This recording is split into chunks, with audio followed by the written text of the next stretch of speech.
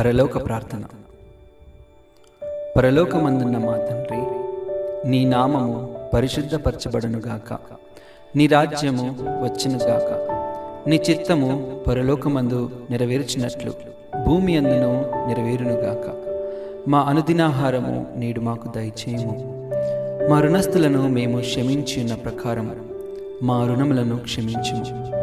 మమ్మను శోధనలోకి తేక దుష్టుని నుండి మమ్మను తప్పించుము.